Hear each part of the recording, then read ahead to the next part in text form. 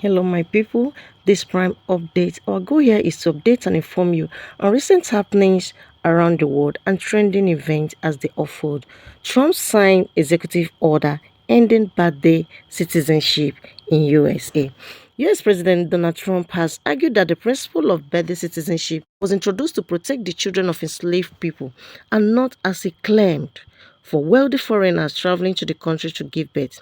In an interview, Trump defended the executive order he signed on his first day back in the White House in January 2025, which sought to end automatic citizenship for children born in the United States.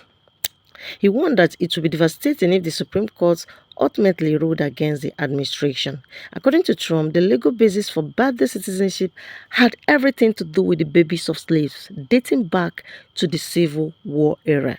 That case was not meant for some rich coming from another country, and all of a sudden their whole family becomes United States citizenship. So now Donald Trump says he's going to overturn the 14th Amendment with an executive order, which would effectively end birthright citizenship in this country. You heard that right. Trump wants to end birthright citizenship, which he's talked about for some time, but now is making it clear that he wants to attempt an executive order on day one in office to permanently overturn the 14th Amendment and end birthright citizenship for good. This is what the 14th Amendment says, quote, "All persons born or naturalized in the United States and subject to the jurisdiction thereof are citizens of the United States and of the state wherein they reside." By doing this, Trump would specifically target families and children whose parents may not have came here legally, but since the kids were born here, they are currently citizens. However, Trump would then be able to deport them. Well, if Trump wants to do this, my question is, what about Elon Musk and his kids? Elon is technically an illegal immigrant. As we all know by now, he did not come to this country legally. Since his kids have birthright citizenship, shouldn't Trump just deport them as well? Legally take away a brand new baby's right to be an American citizen.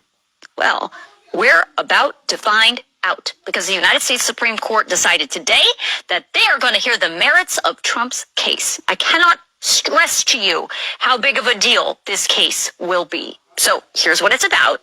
On his very first day in office, you may remember, President Trump signed an executive order called Protecting the Meaning and Value of American Citizenship. That order revokes the right of babies born in this country to automatically gain U.S. citizenship the day they are born. Now, not all babies are subject to this order.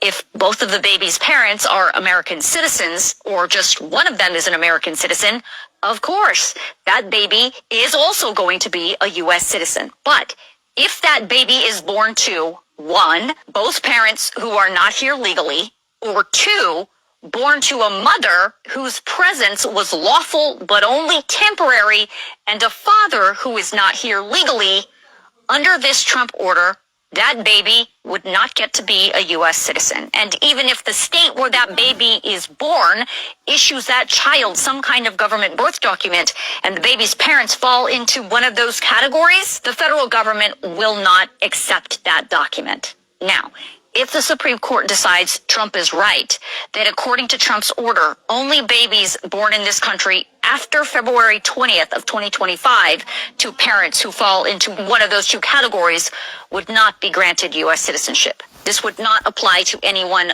born in the United States before February 20th. But hold up. You're probably thinking, I thought birthright citizenship was included in the United States Constitution. You're right. It is. The 14th Amendment, which has been around for more than 150 years, grants citizenship to all babies born in the United States. And on top of that, more than 125 years ago, the United States Supreme Court ruled the 14th Amendment applies to all babies, even if that baby's parent or parents are not here legally. Oh, and there's also a federal law from 1952 that also says all children born in this country, regardless of their parents' legal status, are entitled to U.S. citizenship. So how can Trump just then sign an executive order and get rid of birthright citizenship rights that are literally in the Constitution, in the law, and part of the Supreme Court precedent for more than 100 years? He can't. That's why this executive order still has not taken effect.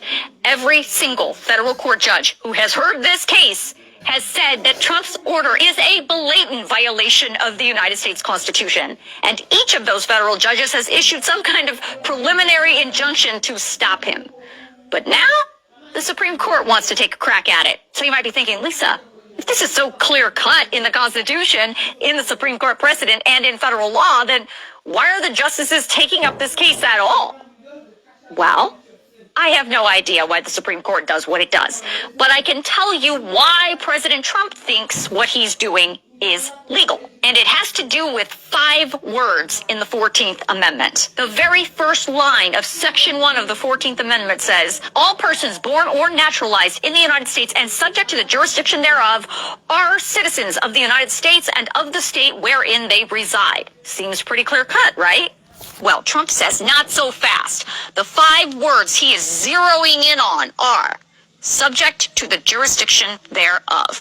Trump and his legal team are making the argument that parents who are not full citizens of the United States, and by extension their newborn babies, are not subject to the jurisdiction of the United States. Therefore, they are not allowed to be covered by the 14th Amendment. Seems like a stretch, right? Well, even the Trump team says this is a novel interpretation of the 14th Amendment, and even some conservatives definitely believe this is a fringe theory. But even so, the Supreme Court wants to hear the arguments from both sides of this case. So what's going to happen? So my people, you have heard everything as it's unfolding. What's your own contribution concerning this step our president is taking? Let me hear in the comment section. Remember to subscribe, like, and share it so that every other person will be aware of what is going on in the United States of America. Thank you.